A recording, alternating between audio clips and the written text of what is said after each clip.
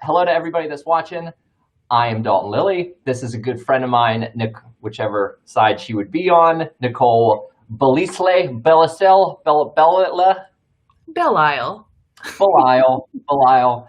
She's the co-founder of Collective Channel. And why are we here today?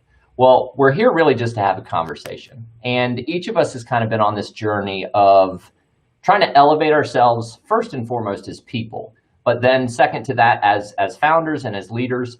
And one of the things that brought us here was we have both quit. I might be on a temporary hiatus. I'm not going to say I've quit, but we're on a hiatus from caffeine and substances. So we want to talk a little bit about just kind of balance, your morning ritual outside of caffeine, what our experience has been, maybe give some practices and some tidbits, have some chats, and then answer some questions and just in general jam. So do better than that, but I'm going to let Nicole introduce herself and say whatever she wants to say, and then we'll hop into talking.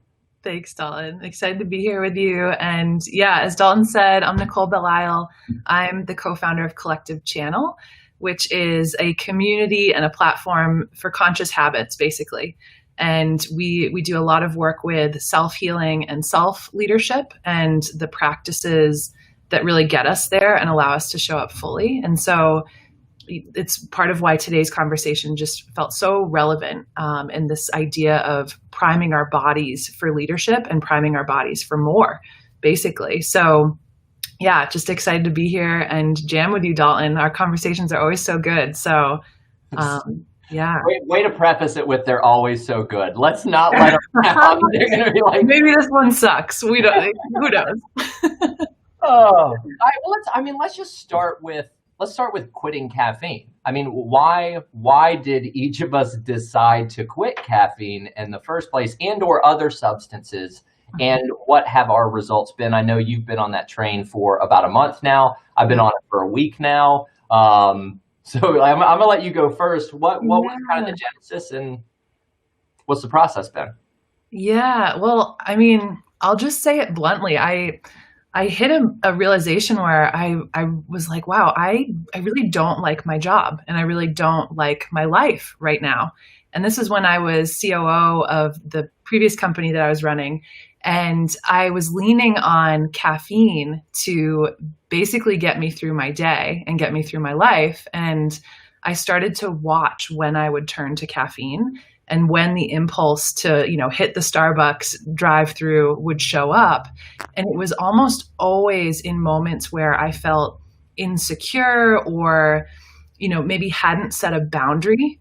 And in a moment where I had needed to say no to a project or commitment, I had actually said yes. And so now I was using caffeine to really get me through that obligation or get me through meeting that commitment. And so I was just so overcommitted, so unhappy, and was realizing that this substance was giving me a temporary relief, but really not serving me long-term at all. And it also, the other big aha for me was I could just watch myself and see that I really thought I had to be a certain way as well. And so I thought I needed to be energized, every time I went into the boardroom or did an investor pitch or whatever it was. And so I was actually using caffeine to alter my mood and alter the energy of how I was showing up. And that I hit a point where I just was like, you know what, screw it. Like, this is actually very inauthentic for me. And I would much rather design a life that I love and not be relying on this substance. And, hopefully we can get into alcohol a little bit too. But for me, caffeine, if I was having those couple of glasses of wine at night to just wind down and let my day go, I was compensating the next day to boost my energy back up. And so there was like this dance of high and low. Yeah. And it just was not sustainable. And I didn't want to live my life that way anymore. So yeah, so I decided to quit and deal with the actual things, the boundary setting, the saying no, the, delegating instead of thinking I have to do it all, I have to push through. So it was, actually the things that I needed to learn and do rather than relying on this. So yeah, I'm curious how you relate to that.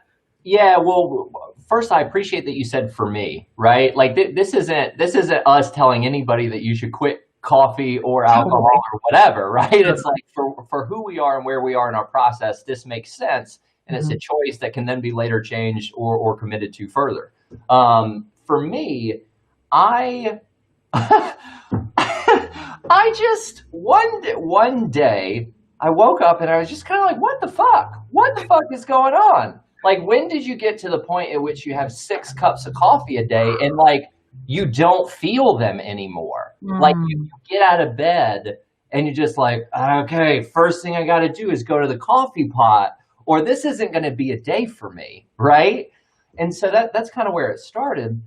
And then in thinking specifically about whether it's leadership or building, I think we have a tendency to try to do more and more and more and more when a lot of times we just need to create space and really discover elements of ourselves and like where we're out of alignment. And so that started me down this thought process of, okay, well, I'm trying to figure out how to simplify. How do I get my focus more specific in where I take my energy in 2021 relative to the builds that I'm doing? Because I'm Mm. horrendously going in too many directions at once. And so I said, okay, well, how can I be clear? How can I be aligned and authentic and know that it's clear to me and be something that generates energy and that I'm going to be able to sustain energy for in the future? And then I started to think about it. And the reality is you can't really make a clear and aligned and core decision if you're under the influence of something else. Now, that Mhm. could be substances, it could be like an emotional input, it could really be anything.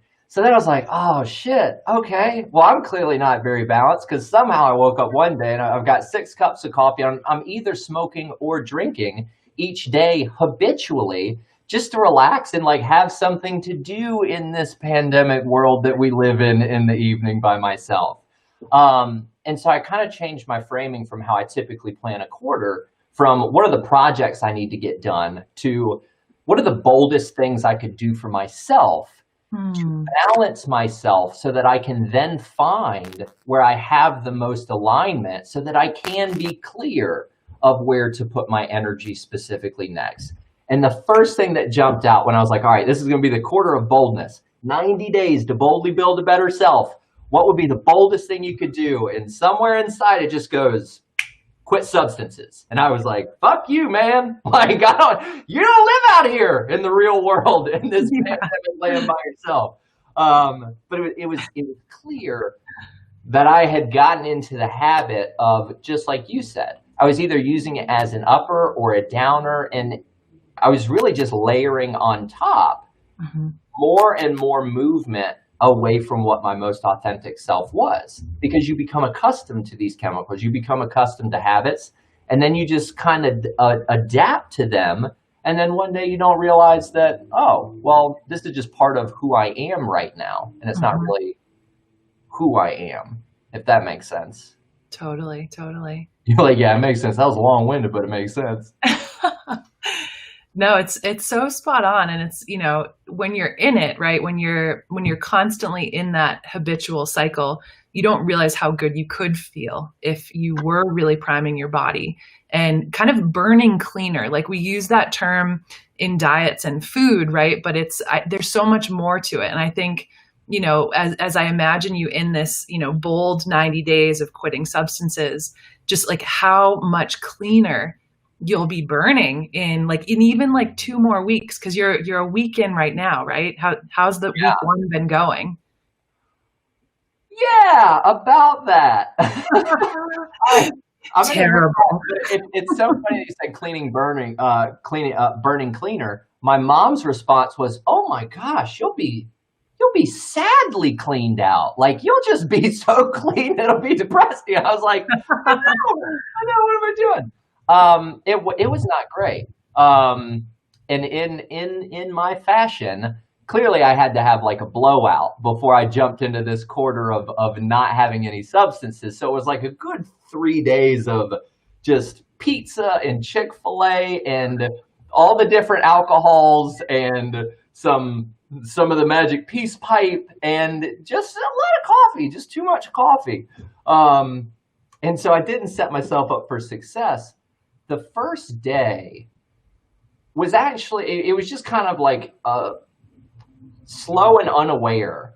But then the next 2 days in particular, it really showed up how much I was relying on caffeine with the headache and the withdrawal. I mean, there are physical symptoms that come with when you remove yourself from chemical inputs.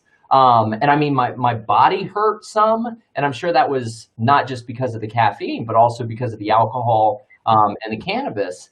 And it was like, I thought I was operating from a space of clarity before. And I feel like I'm a high functioning substance user, right? Where it's like, yes, you can operate at like 80% of yourself, and that's great.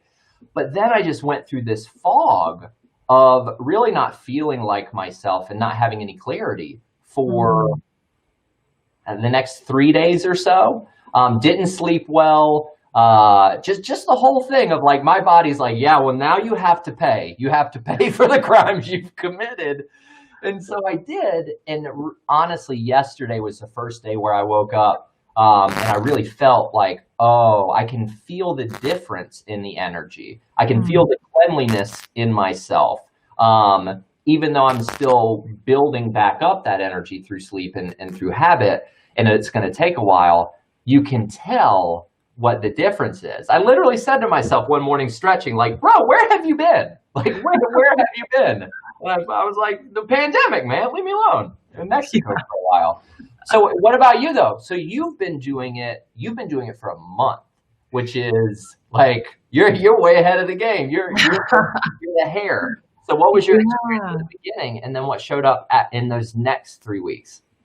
Yeah, I mean, in the beginning, my experience of quitting caffeine was really similar to yours. I definitely had the physical withdrawal symptoms, and I noticed, especially on day 3, I think it was, there's just this impulse, this impulsive mind just screaming, go to Starbucks, latte. Like, because it was such a habit, and I was, had deprived myself of that for 2 days. And so I just had to listen to that impulse show up. I mean, I'm not even kidding. If I had counted, it probably would have been 200 times in a day of just Starbucks, latte, go. Yeah. Like, and so I just was like, no, we're not going to do that. Like, we're going to actually make a choice here to not listen to that impulse. And, can I get you some water instead?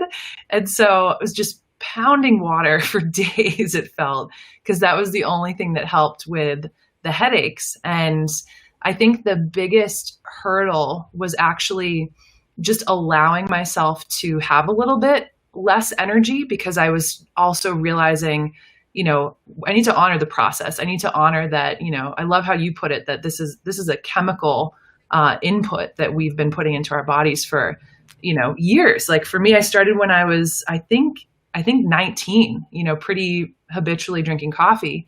And so I had to give myself permission to not be super productive for a few days and not be, this like overachieving, doing 100 things in a day. I had to be kinder to myself in those moments. And I had to start to rewrite my definition of success a bit and my relationship to productivity, because I was used to operating at a certain way where, or a certain level where I was artificially, inflating basically what's possible to get done in a day.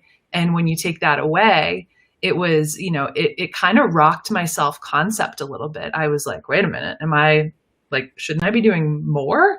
Am I still making progress? Am I still a successful entrepreneur? Or am I falling behind? Like there was this huge fear that if I don't drink caffeine, I'm going to be falling behind my peers.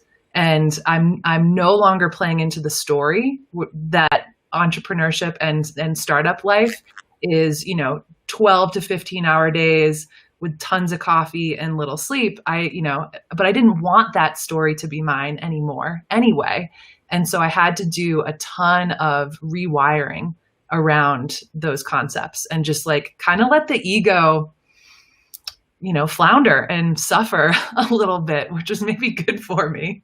So I have 178 notes that I wrote just from that one little piece of information. You said make a choice, which I think is important from two different sides. And one thing that I think is difficult is it's so simple to say choose other, right? But having known you for a few years now, I know that each of us has put a lot of work into the ability to make a choice like that. And it's not just something where you hear somebody say, oh, it'd be great, you should do this thing. And then you say, okay, I'm going to go do it. So I think it's important to honor that it's about where you are in your own process.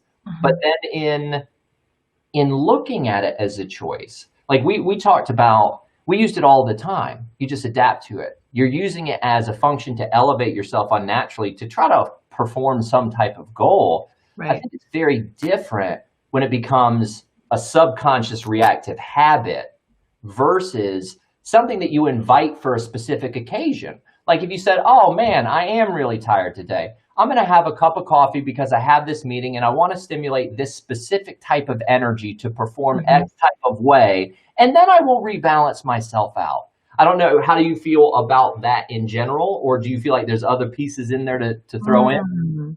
No, I love that because it, just like quitting is a choice, inviting it back in consciously, I think can also be a choice. And for me, if we could ever travel again, like I think of, being on a street in Europe at a little cafe, and that would be a moment where I would absolutely indulge in an espresso and feel great about it. And, at that point have no tolerance. So I'm sure my heart rate would go up, but, like I don't want to give up those moments. And those are the moments that I originally got, kind of got hooked on caffeine for. It was like the gathering with friends, because I was in college, it was piling into a car and going to the Dunkin' Donuts drive-through because we're New Englanders.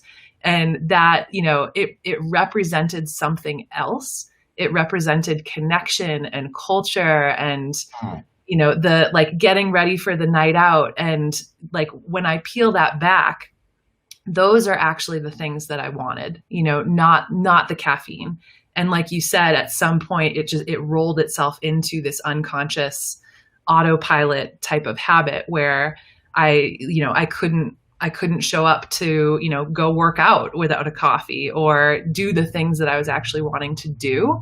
And so, yeah, I think the conscious choice to just get more aware about when you're choosing to do it and when you're not is pretty important. 'Cause I was really after the things, not the coffee. Yeah, that is a completely different conversation that we could have, right? Of like just cultural norms and what kind of reality is built for you as an individual, and then how you associate different things with, in a lot of ways, identity. Like yourself is defined through a thing, whether it's reactive or proactive. Oh God, that's too much. Next go live. What else is on here? Oh, you mentioned one thing I want to real quick. For those following along, feel free to throw questions in the chat. We're definitely going to get to some of those, and then we're also going to try to give you some practices and some tools at the end that might help with whatever it is that you are, or maybe in the future would be working on. You mentioned falling behind, right? Like as entrepreneurs, but I don't think it's specific to entrepreneurs. I think it can be for parents. It can be for siblings. It can be whatever your relationship is and how you define yourself. It is easy to put on the comparison hat and say, oh, if I don't do this, I'm not going to be whatever version of worthy it is. Where are we trying to go? Like, you know what I mean? Like, can we fucking talk about where is it we're all trying to get so fast that we got to go 16 hours a day jacked up on rocket fuel? You know? That's rhetorical, but that's a serious question. It's like, if you step back and think about it, where was it that you were trying to go, and how does that really represent you, and how does it not? Yeah, it's because I was trying to go towards a dream, towards the light, but it wasn't, it wasn't a dream that was solely mine. Because as you said, there is this cultural element, and I think, especially as Americans, we're pretty addicted to work, we're pretty addicted to productivity. And so while I had all of these dreams to be, a great entrepreneur and make an impact, that felt like it was mine. But the scale of that for me was actually much smaller and more local than what society was putting on me as I consumed Shark Tank and all of these other images of what entrepreneurship should be. And so I had to really come back to, what is it that I really want? What's my version of this? Because I know it's not that. And I know that I don't need to kill my body with this rocket fuel in order to get what I want. And so there's definitely like an element of dialing it in and becoming even more clear with what the dream was, but also being okay with if my dream was different than society's dream for me. And that's a big struggle too, is like putting ourselves in these molds, needing a substance to do it well, when actually what's in our soul or what's in our heart might be something different, might be something less grandiose and simpler and, more filled with relationship as the foundation for success than money or, fame on Shark Tank or, whatever it is. And so I definitely had a lot. I just imagine you at home just watching episodes of Shark Tank, pounding coffee, and being like, I just got to do this. Yeah. I'm sorry, I interrupted you. Keep going. No, all good, all good. But it is like this, to that point right there, like, because if I had been doing that, which, occasionally, like, what is that really? It's comparing ourselves to others and to others' success and the illusion that success happens overnight, which I don't actually think is true. Like, if you really, dial it in, people are spending, 5 to 10 years building these empires that we love to tell the story of the overnight success on. And so, yeah, there's a lot of comparison. There was a lot of issues around self-worth and where I was deriving that from, because it was mostly career, right? So from that angle, quitting coffee was, my brain was almost reading that as dangerous, right? Like if you aren't meeting this version of success, you're not worthy and you're not good enough. And no one wants to feel that way. So it was easier to just keep relying on that substance to boost myself back up into like, nope, okay, you can do this. You are enough. When I could have been doing that in many other ways and through other practices. I feel this is a two-part question. I feel like now I'm interviewing you, so you can just be like, I'm not going to answer you stupid. Yeah. The first one was, I might have forgotten. You might be off the hook, actually. Hold on, give me a second. Yeah, all good. But maybe I will jump in because Do it. I want to turn this same question back on you, because I'm so curious how, when you're quitting caffeine, have you noticed these themes of self-worth coming up, and what's your relationship to productivity and success, and how is that shifting a week in? Yeah. This is relative to the question I was going to ask. When you have it's like in there and it's just like, right, it'll either come up or it won't. That's where we're at. Yeah. I think I struggled a lot, in particular after coming back from Mexico, because I lived in Mexico for 6 months. It was a completely different energetic setup, different community setup, different amount of spaciousness. And it was really meeting myself where I was versus trying to meet the expectations and the demands of what I wanted to do from a business or lifestyle perspective, whether that was placed on me externally or whether they were self-imposed expectations. Mm-hmm. And so that was part of the intention in kind of changing my whole atmosphere and environment. Was I need to really spend time investigating, discovering, and then integrating self and figure out like, who the fuck is 33-year-old Dalton, and who does he want to be in the future? Because this shit you can't keep doing this forever. Yeah. And so when I came back, like the energy in the States was very different. We were in a pandemic. Then we rolled into the whole political situation. And for the 4 months that I've been back, it's kind of been this tumultuous pressure, which I've translated externally to internally, where it's like all this energy is going around and none of it is relatively positive. And I think I've allowed that to shape what my view of myself is relative to what I'm accomplishing from a business perspective, where it's all of these tests, which healthy, balanced, self-oriented Dalton can say, I'm in love with the learning. Like we are getting infinitely closer to where it is that we want to go simply by experimenting and discovering, right? No, that was not the case. It's like, why the fuck can't you figure this out? Like, pick one, man. Like, pick one. You did a mastermind thing, and then, you shutting that down. And you did this thing over here, and you're shutting that down. Like, what are you doing? People are asking what you're doing. You need to be able to tell them. I think that helps a lot. And then at some point in time, it just settled in that the only person we're really responsible to and for is ourselves. And that this is our life to design, however we might choose to do so. And it doesn't mean that it's simple, but to make that choice, and like you said, to say, well, I'm not going to play the game just to play the game and work towards something that I'm being pushed or pulled to work towards. I'm going to reset my routine and my own balance and then just see where I end up in life. I'm going to be who I'm going to be. I'm going to go about life how I'm going to go about life. And then whatever the result is exactly what it should be. It's so easy to get away from that when everything around you is swirling in doubt. And like you said, feelings of like not being enough or worthy or accomplishment. It's been a multi-year process for me to change my relationship with achievement and success. Reframe that to like happiness, just happiness. Like stop a second. How happy are you? Like that's the only question that matters. And we tend to postpone our own happiness to a future date that we never allow to arrive because we're forming habits that will never get us there.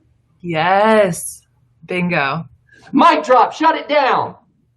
Shut it down. Wow. That was, well, you go ahead. I did kind of remember what my question was. Well, I love what you said there because it's, when someone asks, what are you doing or what are you up to, figuring myself out or learning to love myself or growing my confidence or like, I have no fucking idea. Like those typically aren't acceptable answers. And so it reminds me of, during this pandemic, people be like, how are you? And I'm like, I'm all things. Like there, it's kind of like good is no longer an acceptable answer. And so I get really excited about the authenticity and the vulnerability that you're bringing in your authentic answer to that question. And just being with exactly where you are and trusting that it's unfolding how it needs to. We need the lows or the lulls for us to have the highs too. And so, it's shame on society for needing us to always be good and always have it figured out. Adults never really figure it out. It's the grand illusion of life. Like, right. Yeah. It comes back to like, where are we trying to get to? And we've talked about this before, the propensity of humans as a species to rely on like only one side of like a binary. When in reality it's a spectrum and you need both, or you couldn't even comprehend the other one. Like if you didn't have bad, how would you even know what good is? Like you can't just throw out all of the bad. You learn from the bad. Doesn't mean that it's enjoyable, but you take that and then it kind of, reshapes you and you step forward. I'm talking out loud to myself. You know what I mean? I'm like, as we talk, I'm like, bro, you got more to do, as we always do, more to learn, more to grow. My question for you was, in going through this process of choosing to refocus your energy on yourself and then establish your routine as a person, and then invite business and how you participated that back in. Not only what was that process like for you, but what tools or what practices helped you get to a place where you could go from A to B, being in a reactive push or pull situation to, okay, I'm going to be steadfast and grounded, and I'm going to focus on myself, because it is not just, at least for me, it wasn't just a choice. Like it was a lot of micro steps to get there. Yeah, yeah. And honestly, for me, it was too. There were a lot of micro steps and a lot of trial and error too. And with practices in general, I love trying things on and seeing if they work and learning what others do for their practices. But I found that the practice that worked for me over and over again was my morning rhythm. It was basically my morning routine, because, coming out of sleep state, you're still, you haven't like picked up all the baggage of the previous day and who you think you are. And so it's way easier in the morning to just hop on the meditation cushion, check in with self. I like to ask myself questions when I'm in meditation to get an answer. And so I was almost always getting an answer around like, where can I be of most service today? What does my team really need from me today? And I'd get the answer, and I'm like, cool. If I do that, then like, can I be enough? Can that be enough? And so the morning practice as a way to just serve as an anchor point in my energy without caffeine ended up being huge, because those insights would energize me to start the day. Like they'd kind of rev the engine in a I think healthier way than how I was using caffeine to start, jumpstart my day. And so I started to incorporate and just experiment with the morning rhythm and pulling in different things for different moments or different seasons of my life. And so, on some days that would look like interval training. And I'm like, get out of bed. I'm like, I have a lot of energy to burn. Like, let's go. And other days, just I'm tired. I need rest. I need self-care. Let's meditate and journal and light a candle and have a really, slow start to the day. And so there's something to be said about variety too. And these, it's not, at least for me, it's not linear. It's cyclical. And, I don't need every day to look the same. And in fact, I don't want it to look the same every day. But I do want this practice of managing my energy and just really anchoring in what's important, as well as self-care, to be a thing that I come back to over and over and over again.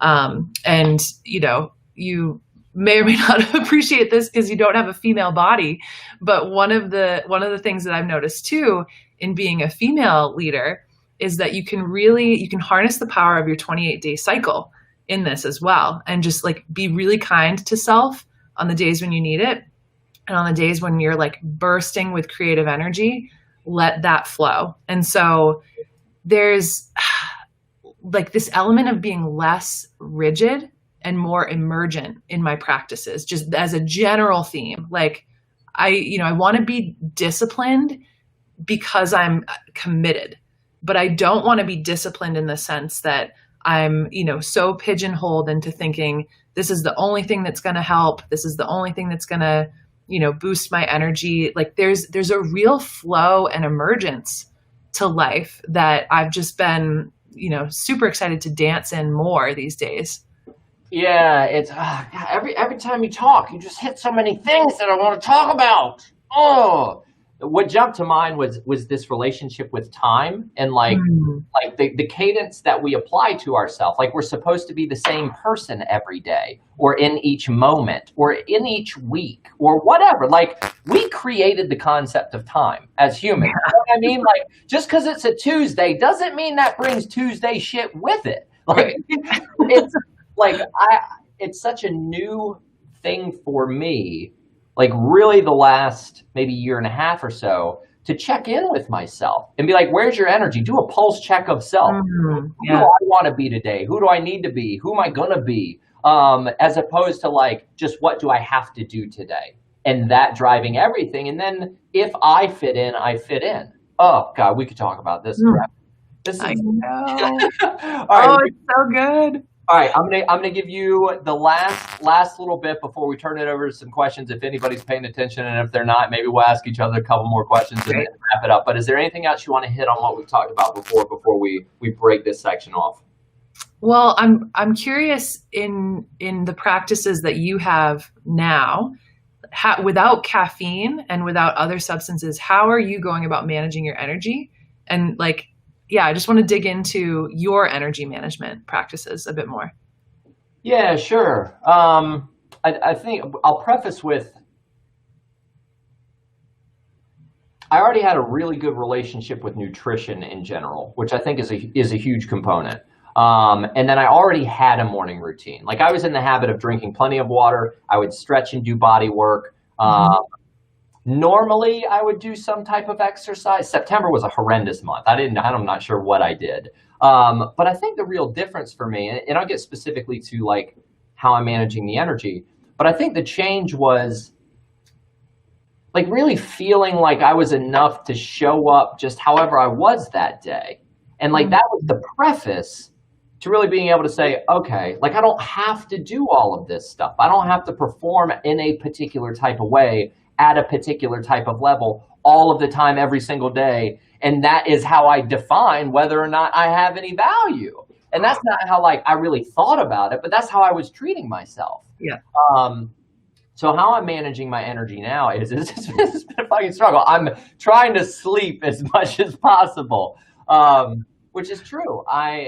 No alarm, so I'm allowing. And I know that that's a privilege. Not everybody has that, but no alarm to just allow myself to get through the really shitty sleep I'm having right now, and just try to get as much of it as possible until that deepens.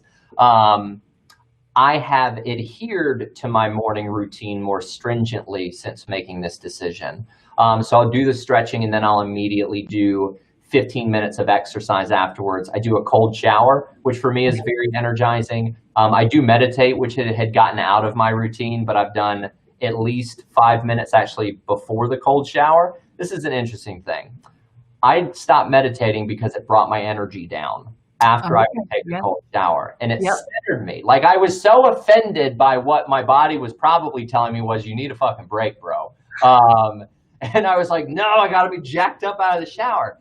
Now, if I meditate and I allow myself to set an intention for the day, and then I step into the cold shower after I've exercised and taken care of my body, then whatever is going or needs to show up, shows up. Like I'll be charged, but it might be a charged of, oh, today is a very slow day. Like I know today is going to be a slow day, but I still have an alertness about that slow day. And then after that, I mean, I've thrown in intermittent fasting, which I've done that for a while. I'm not sure what exactly that does for me energetically, but just conceptually, it makes sense to give my digestive system a little break.